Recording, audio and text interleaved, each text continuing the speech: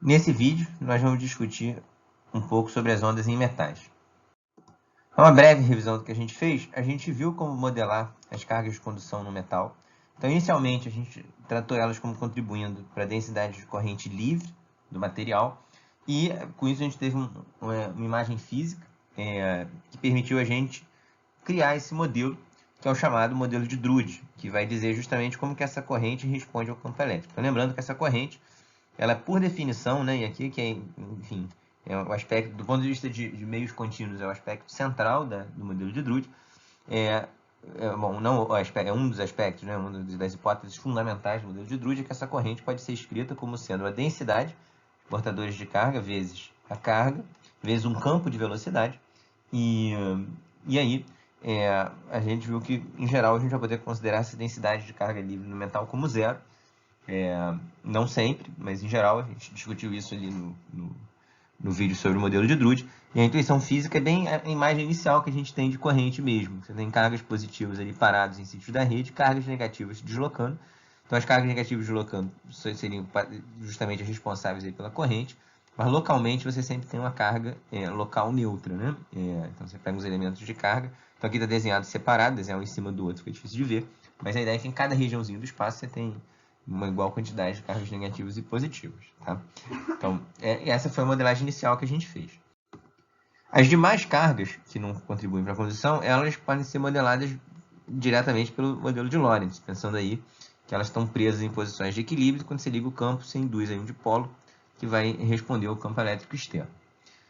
O ponto é que a gente viu que ambos as contribuições podem ser colocadas dentro de uma mesma permissividade, que às vezes o pessoal chama de permissividade efetiva. E que a física disso é justamente que a gente agora está considerando as cargas de condução também como cargas ligadas. Então, elas vão contribuir para a permissividade, ou seja, para o campo de polarização, para o campo D, em vez da gente falar numa corrente livre, que agora para a gente vai ser zero. Então, a gente no vídeo passado viu que a gente poderia trocar essas descrições e isso forneceu insights complementares muito ricos. Em particular, a gente viu que dentro dessa perspectiva, o modelo de Drude pode ser pensado como um caso particular do modelo de Lorentz. Então, a gente viu que uma forma interessante da gente modelar aí, Lorentz, do modelo de Lorentz, é que as cargas no material elas correspondem, enfim, a osciladores harmônicos, só que a gente tem que botar os vários modos de vibração. Então, essa permissividade vai poder ser escrita como sendo 1, que é o valor no vácuo, né, que é a permissividade relativa, né? E aí tem uma contribuição aqui das vibrações eletrônicas, né, quanticamente corresponderia às transições eletrônicas. Então, esse Nzão aqui seria a densidade, basicamente, de elétrons ali, contribuindo para aquele modo de vibração. Esse Mzinho é a massa dos elétrons. E aqui a contribuição das vibrações, né, que tem aqui a densidade ali dos átomos contribuindo para a vibração, e aqui uma escala de massa dos átomos. Como a gente viu, isso aqui não é perfeito, mas é um primeiro modelo para a gente ter uma intuição, né, aí de ordens de grandeza, enfim, se quiser fazer um modelo mais detalhado, vai precisar de uma discussão mais profunda de matéria condensada, mas, então, quer dizer, quando a gente trabalhou agora os elementos de condução como contribuindo para a permissividade, a gente viu que esse termo de Drude corresponde a um termo tipo Lorentz, é um termo oscilador harmônico, porém com a frequência natural como sendo zero. Então, o elétron livre é o cara que a constante de mola dele é zero, e esse gama vai ser basicamente 1 sobre tal. E aí, fazendo uma análise de ordem de grandeza, a gente viu realmente que se você estiver fora de ressonâncias, até mesmo o visível, a gente espera que a contribuição dos elétrons livres seja dominante, tá? E, enfim, a gente vai ver nesse vídeo, não necessariamente é verdade, no visível, com frequências baixas, isso realmente, vastamente, os elétrons livres dominam, mas para o visível a gente vai ter que tomar um certo cuidado, mas, de qualquer forma, é sempre relevante, é sempre fundamental você levar em conta a contribuição desse termo. Então, isso aqui, quer dizer, a ideia física é bem intuitiva, de fato, você usa a luz visível, aqui, por exemplo, para, enfim, o nosso detector, o nosso olho detecta a interação da luz visível com os materiais, e você vê que, enfim, o dielétrico e o metal são totalmente diferentes. Ao começar, o metal ele reflete bem, ele é reluzente, o dielétrico ele tipicamente transparente, ou enfim, ele pode até absorver a cor, mas ele tipicamente não reflete também quanto o metal. E aí você tem ali realmente um indício, né, de que Se a única diferença entre os dois é ter elétron livre, então esse termo que desempenha o elétron livre ele tem que ser um termo bem importante. A gente aprendeu a estimar um pouquinho isso. Então aqui, a ideia bem bonita, né, de que, num certo sentido, essa unificação que a gente promoveu e discutiu no slide anterior mostra que tem como a gente colocar a resposta dos dois materiais dentro de mesma perspectiva teórica, mas é fundamental a gente saber separar aí as ordens de grandeza e o papel de cada termo. Então, do ponto de vista matemático, você vai dizer assim, o metal é tipo um dielétrico que eu botei um terminho aqui a mais. Mas quer dizer, do ponto de vista da fenomenologia, para as frequências que a gente tipicamente está interessado, enfim, esse terminho a mais é um termo absolutamente central e faz toda a diferença na prática. E a gente, nesse vídeo, vai querer justamente estimar alguma das consequências que estão envolvidas nesse termo aqui. Mas considerando então a contribuição do elétron como dominante, a gente vai poder escrever então a permissividade aí, do material, basicamente colocando apenas a contribuição dos elétrons de condução. Então você vê que aqui realmente está vendo um modelo inteiramente diferente do dielétrico do metal, né? O dielétrico nem tem esse termo do metal único que a gente coloca, porque para as nossas estimativas numéricas esse termo aqui é dominante. O que a gente vai fazer para frequências baixas é muito bom para entender o que está acontecendo, a gente vai ver. Quando está na frequência do visível, a gente vai perder algumas coisas, a gente vai ver o que a gente vai perder, e realmente a ideia é uma descrição precisa do que está acontecendo, a gente vai ter que botar outras frequências, e a gente vai voltar nisso mais à frente no vídeo, tá bom? Então, primeiro vamos explorar essa nossa expressão aqui, vamos explorar ela no limite em que frequência vai para zero. Aí, realmente, você vê que nesse regime, a permissividade, ela diverge, né? Então, de fato, nesse regime, botar os outros termos ou não importa, eles são termos finitos, e essa contribuição aqui, você vê que quando a frequência vai para zero, ela diverge. E, de fato, a ideia é que você tem esse limite de frequência para zero, que é o regime aí da eletrostática, né?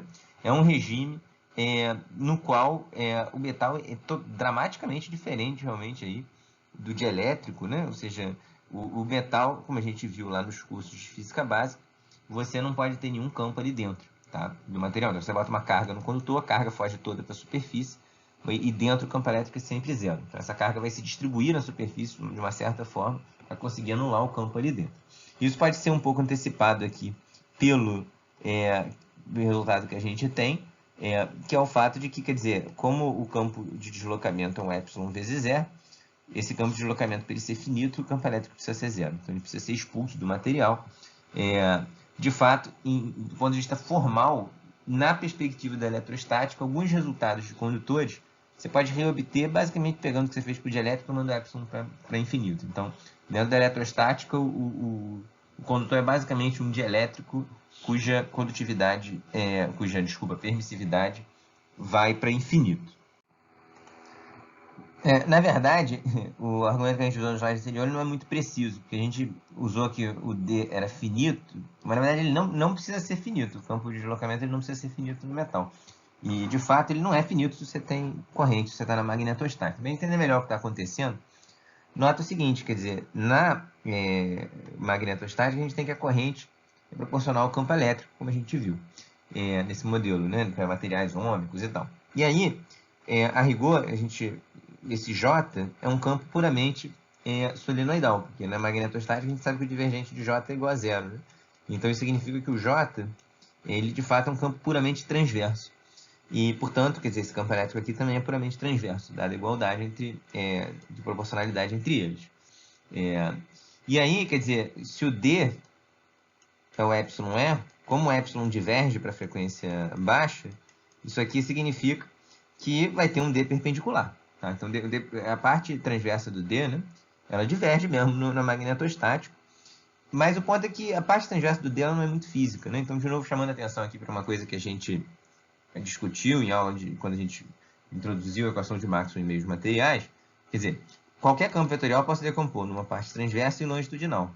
O ponto é que o D, tudo que ele tem que satisfazer, a única lei física que ele tem que satisfazer é que a divergência dele vai ser um ρ livre no material, que no nosso caso aqui a gente está inclusive considerando como zero. Né? Tá? E aí,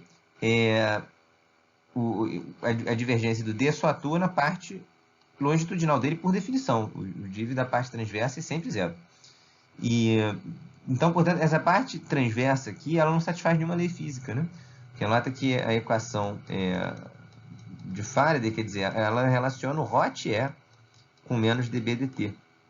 Então, a ideia é justamente que esse D perpendicular está bem solto. Então, tudo que é o argumento que a gente pode dizer é que o D paralelo, que satisfaz essa equação de divergente, portanto, tem uma condição de contorno sobre ele que a gente pode definir e tal, essa parte longitudinal é finita. E aí, portanto, como ela é finita, aqui eu posso realmente usar, ou seja, a parte longitudinal do campo elétrico é zero dentro do metal, isso vai ser sempre verdade na magnetostática, porque o epsilon diverge, então a única forma D ser finito é o S sendo zero.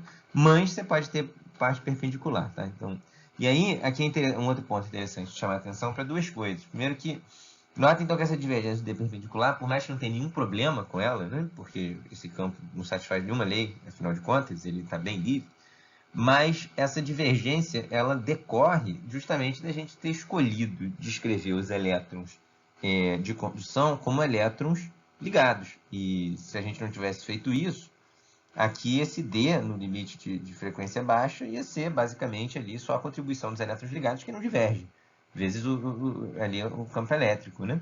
Então, essa divergência é um preço, uma decorrência dessa escolha, que na verdade, como a gente comentou, é uma escolha muito, assim, não é uma escolha muito natural quando você está na magnetostática. Para frequência baixa, o mais natural é a gente usar direto a lei de Ohm e pronto, né? Basicamente, a resposta do metal vai ser usar a lei de Ohm para corrente. A gente não precisa tratar os elétrons de condução como ligados. Então, de fato, não é à toa que lá na Física 3, enfim, quando vocês estão estudando esse regime de baixas frequências, ninguém vai tratar elétron de condução como elétron ligado. Você vai sempre tratar aqui essa relação da corrente com o campo elétrico. Agora, de qualquer forma, é interessante agora que a gente tem esse formalismo geral, por mais que esse formalismo geral ele vai ser mais interessante para a gente, para estudar frequências mais altas, né? Ainda assim é interessante que ele tenha a dizer as frequências mais baixas, em particular na eletrostática, e ele fornece alguns insights complementares bem interessantes. Um outro insight é o seguinte, olha que slide profundo. Vidro é diferente de água, que é diferente de ar, não é verdade? E a gente pode qualificar isso do ponto de vista da interação da luz com a matéria. Na eletrostática, você qualifica ele dizendo qual é a permissividade estática, né? Que vai estar ligada lá, relacionada com a constante dielétrica do material. Então, o vidro ele tem um valor aqui entre 4 e 10 ε0. A água é um valor grandão por causa do dipolo permanente da molécula de água. O ar é basicamente o vácuo. Então, são materiais diferentes, como a gente pode ver. Enfim, quando as nossas experiências que a gente faz com esses materiais são bem diferentes. Agora, na eletrostática, os metais são todos iguais. O fato desse epsilon divergir, infinito é o mesmo cara para todo mundo, né? Quer dizer, não tem nenhum número aí que vai identificar, que vai diferenciar o que é zinco, do que é ouro, do que é prata. Ou seja, na eletrostática, o condutor ele é basicamente geometria, mais informações globais, como a carga total que está nele. Ao invés de você dar carga, você pode estabelecer o potencial também, já você define completamente o problema. Então, quando você vê lá, você vai em Física 3, na eletrostática, ou em eletromagnetismo 1 e tal, você vai resolver um problema de um condutor, não importa quem é o condutor, né? Quer dizer, basicamente você vai estabelecer condição de contorno, ver a distribuição de carga e achar o campo todo ponto do espaço. O zinco, o alumínio, o ouro, o chumbo, todo mundo vai se comportar igual na eletrostática. E isso, essa nossa função-resposta está mostrando aqui bem detalhadamente, no sentido de que você vê que essa permissividade diverge, né? Na eletrostática. Isso é uma coisa que é mais fácil de ver nesse formalismo do que no outro até. Dá para ver no outro também, claro, mas enfim, mais direto aqui. Então a diferença, justamente, se você tira do equilíbrio, aí zinco, ouro, condutor perfeito, prata, todos eles vão ter escalas de tempo diferentes para chegarem no equilíbrio, né? Você vê aqui que no modelo de Trude, o metal está caracterizado pela constante ômega-p e pelo tau, tá certo? Então, assim, o tempo para chegar no equilíbrio muda. Agora, depois que estabeleceu o limite eletrostático, realmente aí, quer dizer, qualquer metal é o mesmo, não tem nenhuma diferença, tá? Então, isso é uma coisa bem interessante. Bom, era isso que eu queria comentar sobre a eletrostática. Agora vamos considerar uma frequência finita, não nula, né? Mas baixa. O que é baixo aqui para o modelo de Lorentz? Ômega tal muito menor do que 1. Tá? E lembra que como a gente viu, o tau é basicamente muito menor do que o ômega de plasma, então isso aqui também significa que o ômega é muito menor do que o ômega de plasma. Então, o que eu espero da resposta do metal nesse regime? Então, nota que aqui a gente pode aproximar essa expressão dessa maneira daqui, tá? E a gente vê, então, que esse módulo do epsilon é grandão, tá certo? Porque a gente vai ter que ômega plasma vezes tal é grande, ômega plasma sobre ômega é grande. Então, esse número daqui é um número imaginário e um número bem grande nesse regime, tá bom? Uma maneira equivalente de escrever essa expressão é em termos da condutividade estática. Enfim, e nesse regime é mais conveniente escrever em termos da condutividade estática, e é assim que a gente vai representar daqui por diante. Então, essa daqui vai ser uma maneira de escrever a resposta dos elétrons de condução para baixas frequências. E aí, se a gente agora desconsidera respostas magnéticas, a gente vai supor agora materiais não magnéticos, e aí tem que tomar cuidado. Agora, o que a gente vai fazer não é para qualquer metal. Enfim, com muitos metais a resposta magnética é fundamental. Mas não sendo, esse N de ômega vai ser basicamente a raiz, né, desse epsilon dividido por epsilon zero, como a gente viu. Então, para materiais não magnéticos, aqui a gente espera que para baixas frequências o índice de refração seja dado por essa expressão daqui. Portanto, quer dizer, então o índice de refração, a gente vê que nesse regime, ele vai ter aí uma parte real e uma parte imaginária, que são iguais entre si, é o que está ilustrado aqui, né? E essa parte real e imaginária são muito maiores do que 1. Então, frequência aqui baixas vai significar isso. Então, isso aqui é muito grande pelo que a gente mostrou no slide anterior, tá? Quando a gente estimou a grandeza do módulo do epsilon. Então, aqui tem muita física que decorre que a gente está fazendo, é muito concentrado de informação, a gente agora vai procurar explorar as consequências, mas basicamente a ideia é, para os metais, por ter ômega T muito menor do que 1, e pelo fato do ômega de plasma ser também muito grande, então a gente vai estar sempre aqui no regime com essas duas hipóteses, a gente tem então que o índice de refração ele vai poder ser escrito dessa maneira daqui. Então vamos explorar agora as consequências dessa equação, algumas delas. Na verdade, vou explorar só uma parcial das consequências desse troço. Então, primeiro, quer dizer, qual é o aspecto mais notável dos metais? O fato de eles refletirem bem. Porque essa foto, a gente está do visível, né? A gente está no cotidiano que a gente enxerga. E a gente vai chegar no visível, por enquanto a gente está em frequências baixas. Mas, de qualquer forma, então vamos investigar a refletividade do metal para frequências baixas. E aí a gente demonstrou, vamos começar aqui com a incidência normal, que a reflexão é dada por essa expressão daqui. Então, aqui, o primeiro ponto conceitual importante, né? Na nossa demonstração, basicamente, a gente pôs condições de contorno para os campos e, na nossa conta, a gente usou ali que não tinham cargas e correntes livres. Então, aqui, olha o benefício que a gente está ganhando justamente aqui pelo fato da gente ter considerado os elétrons de condução como contribuindo para a permissividade, como sendo tratados como elétrons ligados, né? Como cargas ligadas, né? Então, se não quiser fazer isso, a gente vai ter que começar do zero lá e refazer de novo o cálculo do coeficiente de Fresnel. Poder pode, mas assim, justamente uma das vantagens da gente ter esse tratamento unificado é a gente poder usar tudo que a gente fez até agora no curso e todo o efeito dos elétrons ligados entra aqui no índice de refração, como a gente já tinha definido anteriormente usando lá a raiz de epsilon, né? Senão, você teria que fazer ali um tratamento do zero para poder enfim, estudar a refletividade.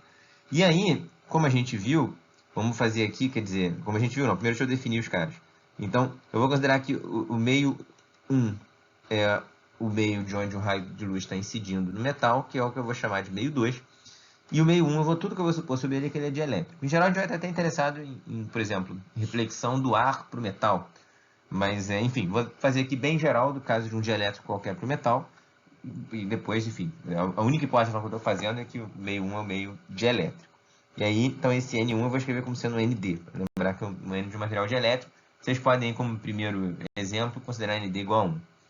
E o metal vai ter, então, esse N2 que eu vou escrever dessa forma. Uma vez que a parte real e imaginária são iguais, eu vou botar como sendo um eta vezes 1 mais I, tá bom? E aí, como esse eta é muito maior do que 1, você vê que esse eta é muito diferente, né, do ND. O índice de refração dos dielétricos, em geral, eles vão ser tipicamente aí, um pouco maiores do que 1, enfim, para frequência baixa, eles vão ser até maiores aí do que da frequência do visível, como a gente viu. Mas, enfim, tipicamente aí você vai ter algo da ordem aí de algo aí como 2, 3, 4, né? Enfim, vai dependendo do dielétrico que você puser. Pensando no caso do A, fica mais marcado ainda. Esse cara daqui é 1. Então, esse eta ser muito maior do que 1 vai basicamente dizer para você que esses índices de refração são muito diferentes. E o que essa expressão está justamente mostrando é que a reflexão vai ser grande quando os índices de refração forem bem diferentes, que é a intuição que a gente construiu lá quando a gente estudou os coeficientes de Fresnel, ou seja, quando você tem uma interface separando meios muito distintos, muita energia volta. Essa é que é a intuição. Tá? A gente pode quantificar isso melhor e expandir. Então, aqui eu só reescrevi o que a gente tinha no slide anterior, em termos das variáveis aqui do nosso problema. Faça uma expansão em Taylor de ordem n sobre eta. Vocês vão ver que a refletividade ela é 1 menos esse fator aqui. Então, quer dizer, nesse regime de frequência que a gente tem, esse eta é muito grande. Então, você vê aqui que isso aqui significa que esse fator aqui é muito menor do que 1. Então, de fato, quer dizer, o que a gente está mostrando é que quando a gente está para frequências baixas, a refletividade é muito alta. Ela é próxima de 1 aqui, uma pequena correçãozinha, tá? Dado por esse termo aqui, tá bom? Então, esse regime é bem geral, isso aqui é chamado de relação de Hagen-Rubens, né? A gente vai voltar nela depois, mas primeiro aqui vamos agora explorar alguns casos limites, tentar dar uma intuição da física que está por trás aqui. Então, a eletrostática tem o mesmo limite do condutor perfeito, que é ter a refletividade 1. Como é que é o limite do condutor perfeito? Bota sigma 0 para infinito, esse cara morre. Como é que é o limite da eletrostática? Bota ômega para 0, esse cara daqui morre. Tá? Que é o que a gente tinha visto. A eletrostática não penetra nada dentro do material, tudo volta. Então, esses dois limites estão bem de acordo com a nossa intuição e a refletividade vai para 1. Tá? Justamente pelo fato de ter uma refletividade tão grande, aqui agora estou até extrapolando essa figura no visível, mas enfim, eu caracterizo também no visível também, tem uma refletividade grande. Eu aproveito aqui para destacar que experimentos para medir o índice de refração de metais tipicamente são feitos pelo raio refletido. Aqui está um exemplo, né? Você, usando frequência baixa, você pode enfim, medir a refletividade para descobrir aqui o eta. Né? Não é o jeito como tipicamente é feito, mas você pode, então, do ponto de vista prático, né? Como você tem muito mais reflexão do que refração, você mede o índice de refração do material vendo o que volta e não o que passa. Também tem como medir, fazer experimentos com a parte refratária, mas é muito difícil, a gente vai ver, penetra muito pouco o campo elétrico no metal, a gente vai ver essas coisas mais para frente. Então, o mais comum é que as constantes óticas dos metais sejam analisadas através de medidas experimentais do raio refletido, tá bom? Diferente do que acontece com o dielétrico. Agora, apesar de você ter uma reflexão bem alta, tem uma parte que passa, né? Tem uma parte que é transmitida pela superfície. Então, como é que a gente pode descobrir essa parte transmitida? Lei de Snell. Tudo que a gente usou na lei de Snell, para demonstrar a lei de Snell, foi que a interface era um plano infinito. E plano infinito aqui significa o quê? Significa, basicamente, enfim, que os tamanhos aqui, em que você tem homogeneidade, são grandes comparado com o lambda da luz incidente. Tá certo? Então, desde que essa hipótese seja satisfeita, então, por exemplo, nesse caso aqui que a gente está jogando a luz numa interface plana, a gente vai poder usar aqui a lei de Snell. A rigor, quando a gente tem lambda no visível, é fácil a gente satisfazer essa condição de simetria por translação, porque o lambda da luz visível é o tamanho de um protozoário. Quando a gente está nesse limite de frequência baixa, o lambda da luz que está chegando é grande. Então aí já tem que ver se aplica ou não. Assim, enfim, efeitos de espalhamento podem ser importantes aí, podem ter que ser levados em conta. Mas aqui, enfim, vamos considerar que a gente está nesse regime em que a gente tem aí simetria por translação, que a gente está dentro, então, da possibilidade de uma descrição via ótica geométrica. E aí, dentro dessa possibilidade, a gente tem aí a lei de Snell. E, enfim, sendo válida a lei de Snell, ou seja, se a gente estiver aí dentro do regime da ótica geométrica, o que a gente pode prever sobre a transmissão dos metais? Então, basicamente, como esse N2 aqui é um número muito grande, você vê que, quando passa dividindo aqui, o seno de θ2 é basicamente zero. Ou seja, se a descrição via ótica geométrica for válida, o que está acontecendo é que o feixe incidente, ele basicamente é transmitido aqui perpendicular à interface, tá bom? Então, aqui nesse meio metálico, a propagação vai se dar ao longo da direção normal. Isso é verificado experimentalmente, tá? Depois eu vou comentar um pouquinho mais sobre isso. Então, dentro dessa descrição, como é que fica aqui o meu campo transmitido? Bem, ele vai ter uma amplitude inicial aqui em z igual a 0, que eu posso determinar pelos coeficientes de Fresnel, e ele vai propagar aqui com uma onda plana, e esse K, como a gente viu, ele é basicamente n ômega sobre c. Então, nota aqui que a gente está usando simetria por translação temporal também, por hipótese, ou seja, a gente está supondo que a interface metálica parada, tudo bonitinho. Então, o ômega da frequência transmitida é o mesmo ômega da onda incidente, o que muda é o K, porque você quebra aqui a homogeneidade por translação na direção z. E como a onda transmitida está na direção normal, que eu estou escolhendo como direção, como sendo o eixo z, esse K vai estar paralelo ao eixo z. E aí, basicamente, o que eu tenho é uma onda dessa forma. Nota que o K ele vai ser o n ômega sobre c, e esse n tem uma parte imaginária. Então, vai ter uma parte aqui de decaimento, que está ligada com a parte imaginária do índice de refração, e uma parte aí que vai ser propagante, que vai estar ligada com o índice de refração, a parte real do índice de refração. Então, essa parte daqui é bem a intuição física que a gente tem, que se você pegar um Z muito grande, você não vai ver campo nenhum, e daqui a pouco a gente vai estimar isso melhor, né? Mas então isso daqui você vê que a parte imaginária de refração, igual que aconteceu em vídeos anteriores, ele relata aí uma atenuação do campo elétrico, tá certo? Que vai estar presente necessariamente aqui no metal, porque essa parte imaginária ela é absolutamente relevante, inclusive é muito, muito maior do que 1, tá? E a gente vai ver daqui a pouco consequências disso. Então aqui esse campo ele vai ser esse vetor aqui, ele vai ser paralelo ao plano, tá certo? Porque é o plano aqui de incidência que ele tem que ser perpendicular ao K. A onda, como a gente está supondo aqui, meios lineares, homogêneos, isotrópicos, ela vai ser transversa, exceto na frequência de plasma. A gente está muito, muito longe da frequência de plasma. Então essa onda realmente aqui ela é uma onda transversa, tá? Então essa onda transmitida, ela vai ter que estar aqui paralelo ao plano, e a direção exata dela vai depender aqui da polarização da onda incidente, tá? Vamos, de novo, considerar primeiro só a incidência normal. Quando a gente está na incidência normal, a gente demonstrou que o coeficiente de Fresnel é dado por essa expressão que está aqui, de modo que você vê que a amplitude transmitida é muito pequena frente à amplitude inicial, porque esse eta e esse kappa são números muito grandes, tá bom? Tanto no limite da eletrostática, quanto no limite do condutor perfeito, de acordo com a nossa intuição, não tem parte nenhuma dentro do material, não tem parte nenhuma transmitida. Essa amplitude, esse coeficiente de Fresnel ele vai a zero, porque aqui, se você toma o sigma para infinito, ou se você toma a frequência para zero, em ambos os casos, esse eta e esse kappa divergem, e aí você tem realmente que o campo transmitido é zero. Então, isso está totalmente de acordo aí com a nossa intuição enfim, de metais, né? E o campo magnético a gente pode obter via lei de Faraday. Então, é uma conta que a gente já fez bastante no início do curso. Pausem o vídeo, vejam se está tudo direitinho, qualquer coisa leve para o nosso encontro. Então, vamos voltar aqui de novo para a incidência normal. A incidência normal a gente usou lá o coeficiente de Fresnel, viu quem era a amplitude do campo transmitido, joga aqui dentro. Só que olha só, o campo magnético ele ganha um K em cima, né? Pela lei de Faraday, né? Porque tem a ver com o rotacional do E. E o rotacional do E vai ser, nesse caso, vai ser um IK vezes vetor E, né? Então você tem um K em cima. E esse K daqui vai ter a ver com esse eta mais I kappa, né?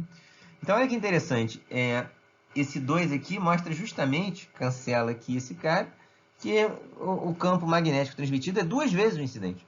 O campo magnético não só a amplitude dele não é reduzida, como ela é aumentada, ela dobra. O que está acontecendo aqui? Será que tem como a gente ter alguma intuição? Então vamos começar vendo aqui o que está acontecendo, lembrando do que a gente estudou para condutor perfeito. Então, imagina que você tem uma placa condutora perfeita, a gente estudou esse exemplo, a gente estudou vetor de Poynting, e a ideia é a seguinte, quando a gente estudou ali também pressão de radiação, você tem um condutor perfeito, então a ideia do sigma indo para infinito, né? E aí, para um condutor perfeito, realmente nunca penetra nenhum campo ali dentro, e aí a nossa condição de contorno aqui é justamente que a componente paralela do campo elétrico é zero. Então, portanto, você tem uma onda incidente, a onda refletida ela vai ter justamente aqui uma amplitude menos 1 da incidente, de modo que o campo elétrico aqui, quando você bota x igual a zero, ele seja sempre zero. Então, nota que a onda que está voltando, essa onda de sinal mais aqui, indica que essa onda está se propagando na direção oposta, essa daqui está indo, a da esquerda está indo para mais x, está vindo para cá, e essa daqui, então, é onda refletida. Você vê que elas têm a mesma amplitude, a reflexão é 100% do condutor perfeito. Faltou tudo que chegou lá em termos energéticos. Agora, para o campo magnético, se você calcula via lei de Faraday, pega esse campo elétrico e calcula o campo magnético. Você vê que o campo magnético aqui, a amplitude dele é 2 vezes da onda incidente. De fato, quer dizer, no condutor perfeito, o campo, a componente paralela do campo elétrico tem que ser zero na interface, senão ela excitaria uma corrente infinita aqui, né? Mas o campo magnético é só a componente perpendicular dele ao plano que tem que ser zero. A componente paralela ao plano, ela só gera força magnética perpendicular ao plano, enfim, não tem problema. Então, então isso aqui está bem de acordo com o que a gente viu para o condutor perfeito mesmo, ou seja, o condutor perfeito, como a gente tinha argumentado, o campo elétrico transmitido ele é zero, aqui na interface, inclusive, essa componente paralela do campo, ela é contínua, ela está aqui bem definida na interface, sem problema nenhum, ele é zero. E o campo magnético, ele é 2 vezes aqui o campo magnético incidente, x igual a zero. Então isso aqui está bem de acordo. E isso aqui está ligado com outra coisa importante também, quer dizer, vai para o limite estático. O campo magnético ele penetra sem problema nenhum no condutor. Então aqui um caso que a gente vai estudar mais daqui a pouco no vídeo, mas já para adiantar, né? E uma boa notícia que vocês cotidianamente já devem ter reparado, que um relâmpago ele bate lá no avião e ele não provoca nenhum problema, ele não penetra ali dentro, a gente fica super feliz. A gente pode se assustar com barulhão e tal, mas o avião, que é o que importa, em geral não se assusta, ele consegue seguir voo sem problema. Porque justamente esse campo elétrico do raio aqui, ele não consegue penetrar no avião. Agora, o campo magnetostático penetra. O avião ele tem bússolas ali que ele usa para justamente o campo magnético da Terra guiá-lo. Esse campo magnético da Terra ele entra dentro do avião sem problema nenhum. O campo magnetostático ele penetra no condutor sem problema nenhum. A parte dinâmica que não penetra, e a gente vai ver isso em mais detalhe um pouquinho mais para frente. E isso está ligado com uma coisa importante, né? Que se você vai para o limite estático, os campos elétricos e magnéticos eles desacoplam. Então, essa solução que a gente pegou aqui da equação de Faraday, nota que você sempre pode somar qualquer campo magnetostático que não vai afetar essa solução. Então, quer dizer, realmente, no caso estático, você tem que as equações para o campo elétrico e o campo magnético elas desacoplam completamente. Esse rotacional de F fica zero. Então, não tem mais amarração entre os dois. E o campo magnetostático, então ele penetra, ele não tem problema nenhum com o metal. O que acontece aqui, o caso dinâmico, essa propagação das ondas, aí sim, a propagação da onda eletromagnética, a gente viu que tem esse efeito dominó, a variação de campo elétrico gera magnético e de campo magnético gera campo elétrico. Então, se o campo elétrico ele é atenuado num condutor, o campo magnético paga o preço, porque ele precisa do campo elétrico para propagar. Agora, o estático não, eles são independentes, desacoplados. O campo magnetostático ele penetra bem, e é isso que a gente está vendo também nessa nossa análise. Outra coisa interessante de observar é que a resposta que o campo magnético transmitido está em fase com o incidente. E o campo elétrico transmitido não está em fase, né? Tem aqui uma defasagem, aqui, esse número complexo. Né? E um jeito físico de entender isso é que a fonte do campo magnético, aqui, que vai ser basicamente a densidade de corrente, ela responde instantaneamente, como a gente viu, né? Nesse regime de frequências baixas, a dispersão é desprezível. Mas o campo elétrico vai ser patrocinado, sobretudo, aí pelo P, né? Pelo campo de polarização, ele não responde instantaneamente. E isso gera aí uma defasagem, né, na resposta, tem aqui uma dispersão. E, enfim, vai ter aí um atraso, que nesse caso de frequência baixa, a defasagem aqui é de π sobre 4 entre os campos transmitidos. Você vê que essa defasagem vem basicamente aqui da defasagem do transmitido do campo elétrico com relação ao incidente. Né? E é isso, você compara agora os dois campos transmitidos, você vê que vai ter uma defasagem de 45 graus entre eles. Vamos agora analisar essa questão do comprimento de penetração no metal, que é uma grandeza bem importante também. Então, como a gente viu, quer dizer, a gente até agora discutiu bastante sobre essa amplitude aqui dos campos, né? Mas, como a gente viu, esses campos eles decaem aqui dentro e esse decaimento vai ter a ver aí com essa parte imaginária do índice de refração, com a intuição física bem que a gente construiu aí, parecida nas aulas anteriores. E aí, você vê aqui que uma medida aqui desse comprimento de penetração é justamente C dividido por ômega kappa, se você comparar com essa expressão aqui. Então, a ideia é que o comprimento de penetração é você escrever esse decaimento na forma E elevado a menos Z sobre delta. Então, esse delta tem uma escala de comprimento que mede aí, basicamente, a distância que você tem que penetrar para a amplitude cair por 1 sobre E. E você vê que esse delta de ômega é dado, portanto, para essa expressão aqui. Então, também tem uma física bem rica aqui, Então, primeiro, nota que se você toma a condutividade para infinito, o comprimento de penetração vai para zero, tá? Como você pode ver nessa expressão. Isso é bem esperado fisicamente. A ideia é que um condutor, nessa idealização de condutor perfeito, o campo não penetra nada. Em outras palavras, quer dizer, a ideia é a seguinte: imagina que você tem aqui um condutor qualquer para eletrostático. Então, para eletrostático, a gente viu que qualquer condutor responde igual, particular responde igual a um condutor perfeito, vai gerar aqui uma distribuição de cargas na superfície que vai zerar o campo aqui dentro. Essa é a ideia. Agora, se você do nada liga um campo aqui fora, o que vai acontecer, se você joga uma onda aqui, o que vai acontecer é que vai levar um certo tempo para essas cargas se rearranjarem, e nesse tempo esse campo vai conseguir penetrar um bocadinho. Ele não consegue blindar instantaneamente. E aí aqui que é a diferença de um condutor perfeito para um metal realista. O tempo que vai levar para você, enfim, jogou uma onda, desligou, voltou para eletrostático, o tempo que você leva para expulsar o campo lá de dentro, enfim, é um tempo finito, né? Para um condutor perfeito, a ideia é que esse rearranjo ele ocorre infinitamente rápido. Então, ele sempre consegue blindar perfeitamente bem. Por mais que esteja jogando uma onda e que o campo na superfície do metal esteja mudando com o tempo, para esses elétrons, eles vão se rearranjando infinitamente rápido. Então, é como se, na prática, o condutor perfeito que ele enxerga uma eletrostática pura, independente qual seja a dependência do campo temporal que você está jogando nele. Essa é um pouco a ideia. Agora, olha que interessante, se você toma a frequência para zero, que de novo, no certo sentido, a gente voltar aí para o limite eletrostático de expulsar o campo, o comprimento de penetração diverge. Bota aqui ômega para zero, o comprimento de penetração vai para infinito. Então, isso, por um lado, é um pouco intuitivo, porque, quer dizer, afinal de contas, o campo elétrico não penetra nada na eletrostática. Foi o regime que a gente viu que o campo elétrico dentro ele é zero, perfeitamente zero. Então, o que está acontecendo aqui? Um primeiro, algo aqui para a gente ficar um pouco mais tranquilo, é o fato de que uma forma particularmente interessante de a gente escrever o delta é como sendo 1 sobre kappa vezes o lambda zero. Então, nota que esse C sobre ômega é o comprimento de onda no vácuo ali da sua onda. Então, quer dizer, na realidade, esse kappa daqui, como a gente viu, ele vai para infinito para a frequência baixa. Ele é muito maior do que 1, e quando a frequência vai para zero, esse kappa diverge. Então, de fato, você vê que a razão aqui, entre o comprimento de penetração e o lambda zero, ele vai para zero quando a frequência vai para zero. O lance é que o comprimento de onda também, ele diverge. Quando você tem frequência muito baixa, o comprimento de onda do meio, ele é muito grande. Então, quer dizer, o que é não penetrar muito, né? Quer dizer, para esse comprimento de onda que é gigante, enfim, um delta que seja eventualmente um valor grande, comparado a ele pode ser pequeno. Então, é um pouco já interessante notar que para frequência baixa, a penetração relativa ao comprimento de onda vai para zero. Agora, tem uma outra coisa interessante de chamar a atenção,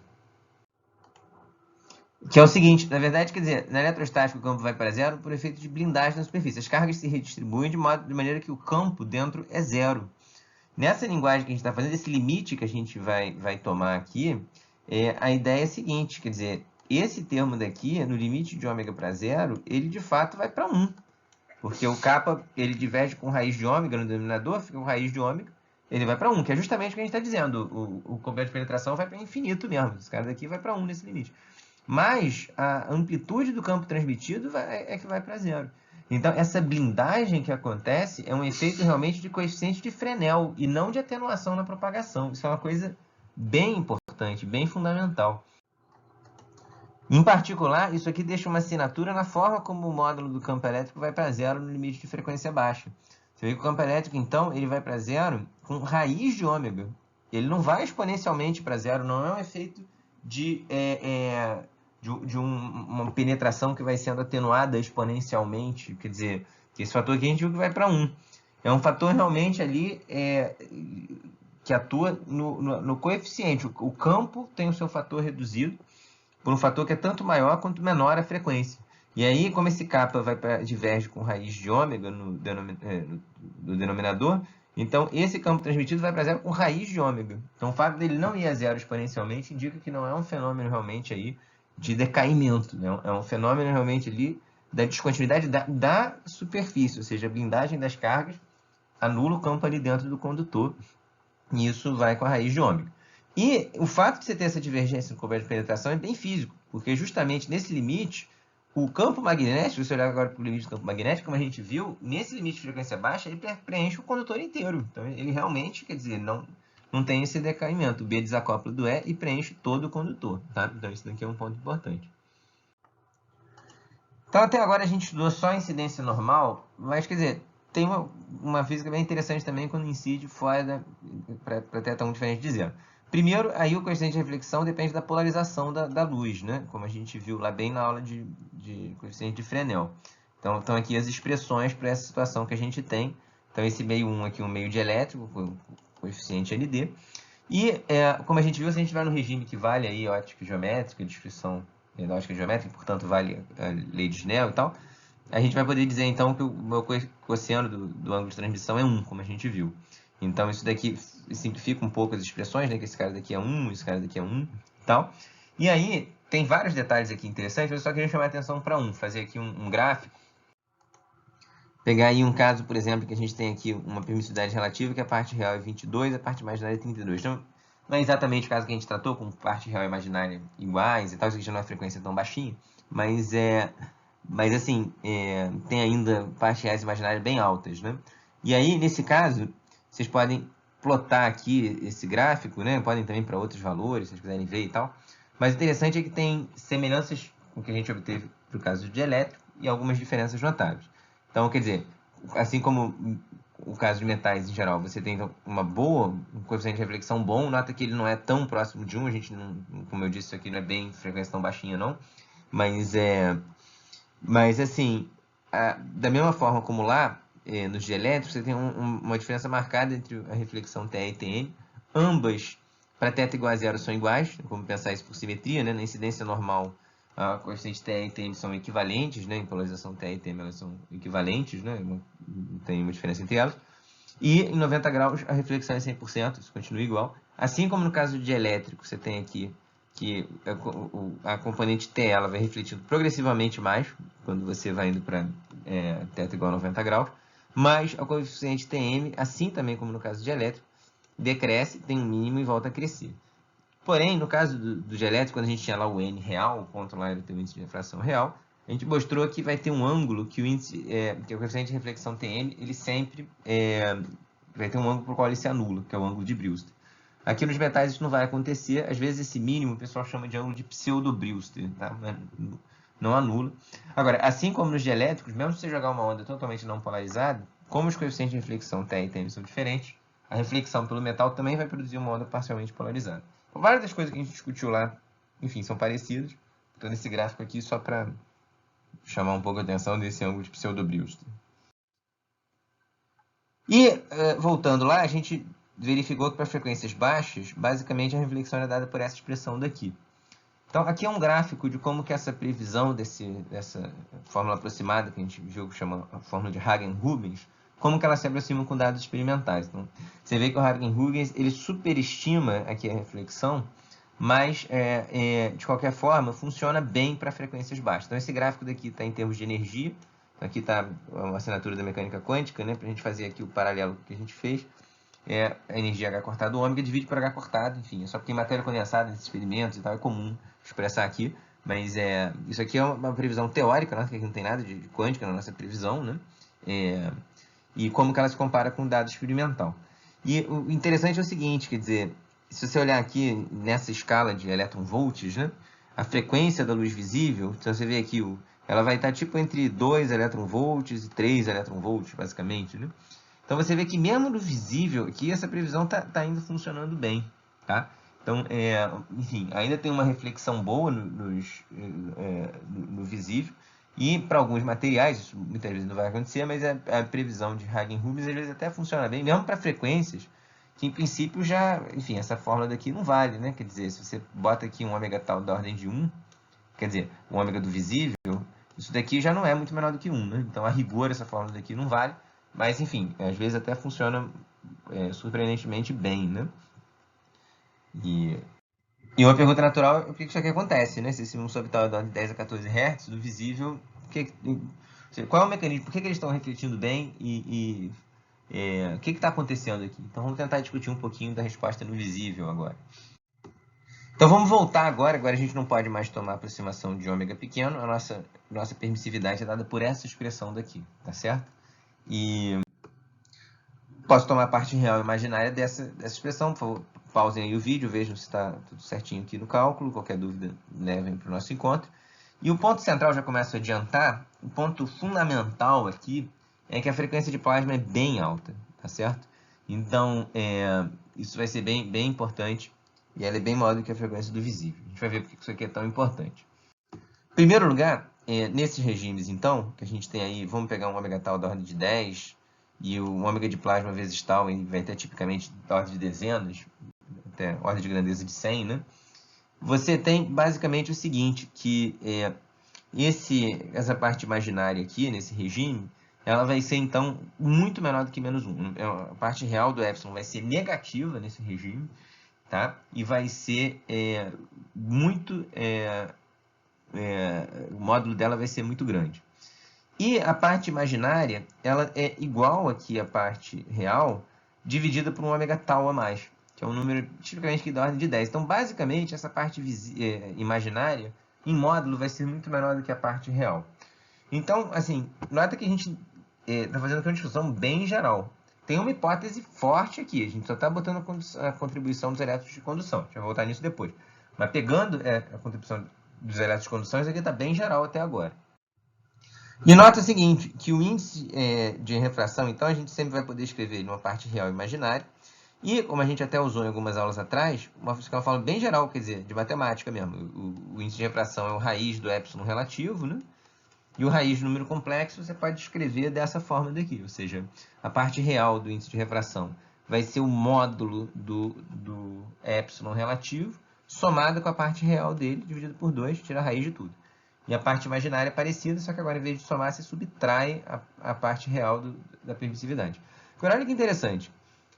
Se a gente tem aqui que a parte imaginária do epsilon é muito menor do que a parte real, então, quer dizer, na primeira aproximação, o módulo vai ser basicamente a parte real do epsilon. Só que no eta, você está somando o módulo com a parte real. E a parte real é negativa. Então, isso aqui vai dar um número pequeno, tipicamente. Ou seja, a parte real do índice de refração vai dar algo pequeno e muito menor do que a parte imaginária. Agora, você vai pegar o módulo, vai subtrair, enfim, basicamente vai dobrar, vai ficar basicamente da ordem de aqui da raiz desse módulo de epsilon linha, né? Então, a gente espera para metais que o kappa seja bem maior do que o eta.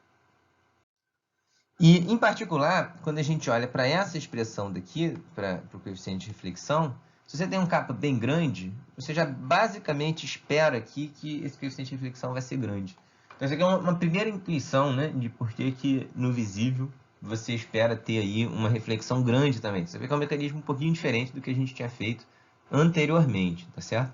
Então, vamos agora tentar explorar isso um pouquinho melhor, que foi uma intuição bem geral, mas vamos tentar fazer aqui uma estimativa um pouco mais cuidadosa. Então, aqui, quer dizer, só voltando um pouco, como a gente já disse, o nosso modelo aqui de resposta dos metais, ele tem basicamente dois parâmetros, que é a frequência de plasma e esse tal. E agora eu vou comentar um pouquinho aqui sobre como que vocês podem, até através de estimativas, experimentos simples, cotidianos, estimar quem são esses caras, para a gente poder ter aí uma quantificação melhor do que está acontecendo aqui no visível. Então, vou pegar aqui um exemplo, quer dizer, primeira coisa, como é que a gente pode fazer aqui para medir, para descobrir esse tal? E lembrem que a gente viu que a condutividade, né, estática do material é dada por essa expressão daqui. E, bom, conheço a massa do elétron, a carga do elétron. Bom, a densidade daqui a pouco eu falo sobre ela. Mas então, a primeira coisa pode ser a gente ter uma medida da condutividade estática. E para isso você pode fazer um experimento de magnetostática mesmo. Bota lá uma corrente no fio do material que você quiser estudar. Calcula lá quem, enfim, relaciona o V com a corrente, né, o DDP com a corrente, mede a resistência. A resistência de um fio de comprimento L e área da seção transversa A, como vocês viram, permite a determinação da condutividade do material. E nesse regime aqui magnetostático é a condutividade estática, basicamente, do material. Então, você, com uma medida dessas, descobre a condutividade. E, sabendo aí a densidade lá do seu material, que você pode também medir, Aí, enfim, a massa molar também tem como fazer com experimentos lá, né? Enfim, na química a gente aprende a medir esses caras, mas enfim, pode pegar no Google aqui, se quiser, um cara rápido. Conhecendo a valência do material, você descobre aqui qual é a densidade de elétrons livres do material. Então, sabendo a massa molar e o ρ, você descobre basicamente quantos átomos você tem por metro cúbico. E aí, se você multiplica pela valência, tem quantos elétrons por átomo você vai estar contribuindo. E aí isso aqui te dá o N. Tendo o N e o sigma zero, você descobre o tal. E, por outro lado, o conhecimento do N também permite determinar a frequência de plasma. Então, isso aqui, por mais que não seja perfeito, dá uma estimativa que você pode colocar aqui para estimar a resposta devido aos elétrons de condução. Na prática, muitas vezes, essas frequências, esse tal, é feito com parâmetros de ajuste. Porque, como a gente viu, na verdade, ainda mais quando você vai para a frequência do visível e tal, tem outras ressonâncias que contribuem mais ou menos relevância e tal. E aí, muitas vezes, você encara esses caras como parâmetro de ajuste, tá bom? Mas aqui, pelo menos, é um jeito de, enfim, cotidianamente conseguir uma estimativa. E aí dá para fazer, por exemplo, aqui um exemplo, né? E tentar estimar aqui para o alumínio, né? Não vou fazer em todos os detalhes, mas o alumínio tem uma valência 3. Então, cada átomo vai contribuir com 3 elétrons para a condutividade. Você mede que a condutividade do alumínio vai dar, em unidade de SI, basicamente 4 vezes 10 elevado a 7. E essa densidade aqui é da ordem aí, então, de 18 vezes 10 elevado a 28 metros, a menos 3, né? Com esses 3 parâmetros, você pode descobrir aqui uma estimativa para o tal e para o ômega de plasma, tá bom? E aí, tendo o tal e o ômega de plasma, isso é tudo que você precisa para calcular as grandezas. Então, olha lá o que a gente tinha verificado. Uma parte real bem negativa, tá? Uma parte imaginária em módulo bem menor do que a parte real. E aí você tira o índice a raiz aqui, esse índice de refração, né? Que é o que você precisa para chegar no... Você tira aqui a raiz da permissividade relativa, que é o que você precisa para chegar no índice de refração. Você chega aqui no índice de refração, que é a parte real, então, é um número pequeno, basicamente. E a parte imaginária é basicamente um número grande, tá certo? Comparado ali com o primeiro. Então, se você pegar aqui para metais diferentes, então aqui a gente usou nessa estimativa essa frequência aqui que está no visível, né? Frequência angular. E, quer dizer, se você pega outros metais, o índice de refração vai mudar um pouquinho, enfim, mas basicamente isso aqui é uma regra geral. Vários metais aqui na temperatura ambiente, para a frequência do visível, eles vão ter aí um índice de refração, basicamente, a parte real aí, tipicamente, às vezes até realmente bem menor do que 1 aí, e a parte imaginária dessa ordem daqui, tá certo? Com esses valores, você pode estimar a refletividade, ela dá algo por volta aí de 99%, uma refletividade bem alta aí. Então, aqui, esse slide é interessante para ver como que a gente pode usar grandezas que a gente consegue medir no laboratório, a quantidade estática dele, e usar a quantidade estática para descobrir uma constante que permite a gente modelar o nosso material, mesmo para a resposta que ele vai oferecer no visível. Quer dizer, a condutividade dessa frequência, ela não é a condutividade estática, né? Mas tudo bem, porque a gente usou isso para descobrir o tal e o ômega P. Tendo esses modelos, a gente tem uma primeira estimativa aí, que permite a gente estimar, enfim, por exemplo, a reflexão do metal. Permite também a gente estimar o comprimento de penetração. Então, esse capa aqui sendo 6.2, você vê que isso aqui, o comprimento de penetração, é tipicamente 6 vezes menor do que o comprimento de onda. O comprimento de onda no visível, isso aqui é o lambda zero, o comprimento de onda no vácuo, né? Lembrando. O comprimento de onda visível no vácuo é o tamanho de, sei lá, centenas de nanômetros. Divide por 6, isso aqui dá, enfim, basicamente décimos de nanômetro. Você vê que penetra muito pouquinho mesmo. E uma amostra que seja aí minimamente espessa já não passa nada do outro lado. Você não vê luz nenhuma do outro lado. O campo, ele, no visível, penetra muito pouquinho. E isso é extremamente conveniente. A gente fica muito feliz com isso. Por exemplo, quando cai um relâmpago no avião, você fica muito satisfeito que ele penetra apenas uma fração de nanômetro, porque das centenas de nanômetro lá, né? Porque isso protege a gente. E você vê que realmente, quer dizer, a ideia, por mais que o campo eletromagnético ele faz um esforço danado para entrar no avião, porque a luz visível, ela está oscilando aí 10 elevado a 14 Hz, 10 elevado a 14 vezes em um único segundo. Mas esse valor que para a gente é absurdamente alto, os elétrons de condução é tranquilo, eles respondem bem nessa frequência, né? E a ideia justamente é que, enfim, sempre que você estiver lá protegido dentro do avião, pensa que os elétrons estão para te proteger, eles estão indo para frente e para trás 10 a 14 vezes por segundo. para não deixar o campo penetrar muito. Ele penetra, mas ele penetra pouco. Então, no visível, a gente tem que esse comprimento de onda de penetração, um comprimento bem pequeno. E você vê que, enfim, lembrando aqui o que aconteceu para frequências baixas, para frequência baixa a gente tinha que o kappa é um número muito maior do que 1. Agora, quer dizer, ele até tá grande, ou seja, para algumas referências ele está, enfim, pode até chegar aí, a ordem de grandeza de 10. Mas o ponto central aqui para a penetração ser pequena é o fato do comprimento da onda do visível, do vácuo, ser um número muito pequeno. Então, é uma combinação das duas coisas, do fato de você ter um kappa apreciável, claro, se o kappa fosse muito pequenininho, aí lascou, ia penetrar. Mas no visível, esse kappa ainda é algo aí, pelo menos da ordem aí de 1. E isso já protege bastante a gente. Tá aqui também outro exemplo fascinante aí de gaiola de Faraday, né? Então você vê que, até às vezes lá no curso de física básica, quando você vê condutor, o pessoal mostra essas imagens bonitas que o campo não penetra. Mas quer dizer, a conta que a gente faz na eletrostática é para frequência zero, né? Mas a gente vê que mesmo na frequência visível, agora que a gente tem esse modelo, a gente vê que tipicamente vai penetrar pouquinho, né? Vamos agora pegar o limite oposto, o limite de altas frequências, ômega tal muito maior do que 1. Mesmo alguns casos no visível até encaixam nisso, né? A gente viu que em alguns casos esse ômega tal já é da ordem de 10, né? Aí nesse caso, a gente tem aqui que essa permissividade assume essa expressão mais simples, que também tem uma física muito rica aqui para ser analisada.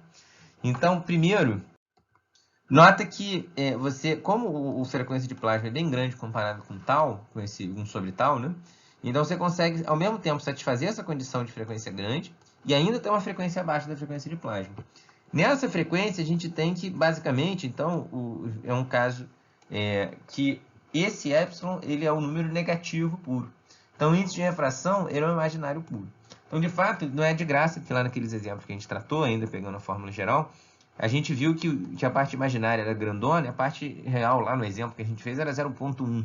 Então, de fato, quando você vai para esse limite de frequências altas, a ideia é que cada vez mais vai consolidando isso, a parte real vai desaparecendo e, basicamente, você fica com um imaginário puro. E esse kappa vai, enfim, depender o valor dele justamente de quanto que é essa diferença.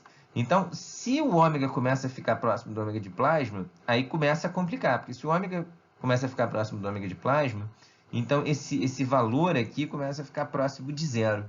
E aí esse kappa vai ficar um número pequeno, vai ficar um número bem pequeno. Mas quando o kappa é da ordem de 1, você tem aí realmente que o comprimento de penetração vai ser muito, muito, muito pequenininho, né? Porque o lambda no vácuo já é pequeno nesse regime, e aí você vai penetrar só uma fração dele, enfim.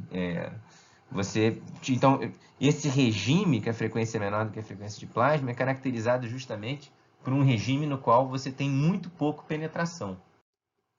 É um regime que você tem reflexão grande. Nota que, pelo fato da gente botar aqui o eta para zero nesse regime, a gente teria uma reflexão 1. Ou seja, se essa fórmula daqui fosse exatamente verdade, refletiria 100%, mesmo para frequências altas. Então, a gente vê que aqui, no caso que a gente estudou frequências baixas, a gente viu que tinha um coeficiente de reflexão alto. Agora, para altas frequências, a gente também vê que tem um coeficiente de reflexão alto, porém aqui, desde que a gente esteja abaixo da frequência de plasma. Ou seja, agora, quando a gente está aqui no visível, a escala fundamental para a gente é a frequência de plasma, tá? E, em particular, quando o ômega é exatamente igual à frequência de plasma, esse epsilon se anula. E o índice de refração ele se anula. Nesse caso, a gente pode, então, ter oscilações longitudinais, no sentido de que, mesmo o divergente de D sendo zero, porque a gente não tem carga livre, se o epsilon é zero, o divergente de R não precisa ser zero. Então, aqui eu não vou entrar nessa discussão, porque a gente fez um vídeo específico só sobre oscilações de plasma. Então, tudo que a gente tinha para dizer está lá, mas só para mostrar que a gente reobteve aqui, chegou nela também agora por uma abordagem via permissividade. Agora, olha só, se você está acima da frequência de plasma, então agora você tem propagação de onda no metal. Acima da frequência de plasma, isso de refração é real. Então, você tem agora que o kappa, né, essa descrição, ele é zero. E, portanto, você tem a chamada transparência ultravioleta dos metais. Por que ultravioleta? Porque a frequência de plasma tipicamente está no ultravioleta. Então, para você superar essa frequência, você precisa estar no ultravioleta. Claro que ele não é exatamente real, lembra que a gente está jogando fora aqui uma parte imaginária dele, mas a ideia justamente é que essa parte que a gente jogou fora ela é muito pequena nesse regime. Então, realmente você tem um limite aqui no qual, basicamente, você penetra à vontade. Você tem ali o metal, ele se torna transparente, tá? E, em particular, se você toma frequência para infinito, o índice de refração vai para 1, compatível com tudo que a gente tinha feito antes. A ideia é de que, realmente, quando a frequência vai para infinito, é como se o seu material não estivesse lá. Ele fica realmente perfeitamente transparente, né? Mas você vê que acima da frequência de plasma, ele já é transparente. Ele ainda pode ter ali, quer dizer, o índice de refração, enfim, essa diferença daqui pode ser bem diferente ainda do vácuo, mas ele já tem um comprimento de penetração bem alto, porque nesse formalismo em particular seria infinito, né? Porque não tem parte imaginária nenhuma. Para finalizar, eu queria comentar um pouquinho agora e analisar alguns gráficos com vocês. Então, aqui o caso do alumínio, né? Que a gente fez ali o nosso estimativo, o nosso modelo, nosso modelinho numérico. Então, pelo nosso modelinho, a curva seria essa curva aqui tracejada. E, de fato, a nossa conta deu tipo 99% de reflexão. E a gente vê aqui essa curva tracejada, qual é o padrão que ela segue. Você vê que reflete muito bem até a frequência de plasma. Na frequência de plasma começa a desligar, para frequências altas desliga. De novo, escala de energia. Então, o visível ele vai estar por aqui, assim, mais ou menos. Enfim, e a frequência de plasma está indicada aqui na figura, né? A linha pontilhada é o que o pessoal chama, às vezes, de modelo de elétrons perfeitamente livres. Então, seria a ideia, né, de você botar um tal para infinito. Ou seja, a ideia é que qualquer frequência você está no regime ômega tal muito maior do que 1, né? E aí, nesse regime daqui, realmente, você teria exatamente que a permissividade é dada por essa expressão aqui. Então, realmente, nesse regime, aí a gente teria realmente uma reflexão 100% até a frequência de plasma, e depois essa reflexão seria atenuada continuamente até zero. Essa linha pontilhada aqui representa esse caso idealizado do metal aí, com tal infinito, ou seja, com uma condutividade infinita, seria o limite de metal perfeito, tá bom?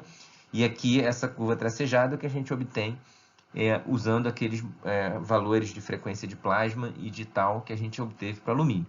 Em preto, a curva experimental. Ou seja, lados bons aqui da nossa descrição. Você vê que, de fato, reflete bem. Tem aqui algo, acima de 80%, tá bonito. De fato, decai depois da frequência de plasma, então o jeitão da curva está parecido. Isso confirma aí, experimentalmente, que a gente tinha antecipado que a contribuição dos elétrons livres era absolutamente essencial no metal. Ela está dando, de fato, aí, nesse exemplo, comportamento dominante. Mas as contribuições das outras ressonâncias são importantes. Em particular, para notar aqui que essa reflexão não é 100%. Tem uma diferença aqui mensurável.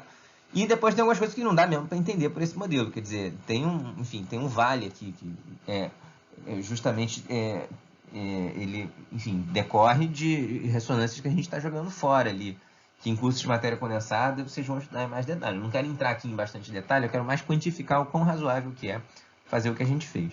Então aqui está o alumínio, né? Mas se você pega o cobre, por exemplo, a coisa já é bem diferente. O cobre, mesmo no visível, ele tem um decaimento sensível aqui na refletividade dele. Então, de novo, aqui o visível, aqui nessa região aqui que está indicado, frequência baixa, reflexão próxima de 100%, beleza, todo mundo de acordo. Agora, aqui, mesmo bem abaixo da frequência de plasma, olha que está a frequência de plasma. Mesmo bem abaixo da frequência de plasma, ele tem um decaimento manifesto aqui. E começa a refletir pior quanto maior é a frequência, né? E aí, de fato, você vê que ele reflete melhor aqui frequências baixas, e o cobre, de fato, ele é avermelhado.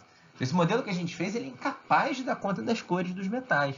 Então, esses fenômenos estão ligados aí justamente com outras ressonâncias que a gente deixou de fora, com transições eletrônicas, e aí tem toda uma discussão de matéria condensada bonita. Então, você vê que, em linhas gerais, a gente descreve até, enfim, mais ou menos bem o cobre, reflete bem, vai caindo na frequência de plasma, dá uma desligada.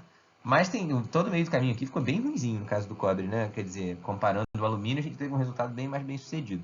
Isso a gente teria que entender melhor as outras contribuições para poder quantificar, teria que fazer um modelo mais profundo ali para o cobre, levando em conta outras ressonâncias. O fato do alumínio ser, entre aspas, meio sem graça no visível, né? Enfim, refletir mais ou menos todo mundo bem aqui, não tem nenhum aspecto muito chamativo, mostra que justamente aqui ele tem esse aspecto prateado e ele não é muito seletivo para as cores no visível. Por isso que o alumínio é um metal muito usado aí, enfim, para espelho, coisas que justamente você quer ali um cara que não comprometa, que reflita bem todas as cores e tal, não gera nenhuma aberração muito perceptível, né? Agora, realmente, estão chamando a atenção aqui, entrando numa parte de comentários finais, quer dizer, colocar só a contribuição dos elétrons livres, ela diz algo profundo sobre metais e que a gente verifica em boa aproximação, que é o fato de que reflete bem, depois da frequência de plasma fica transparente. Isso é lindo e ele descreve. Mas parou aí. Ou seja, perceber agora a distinção tão rica que tem os metais, do cor do ouro aqui, tão marcante, né, do cobre e tal, isso a gente perde se a gente não tiver uma capacidade ali de levar em conta outras frequências de transição.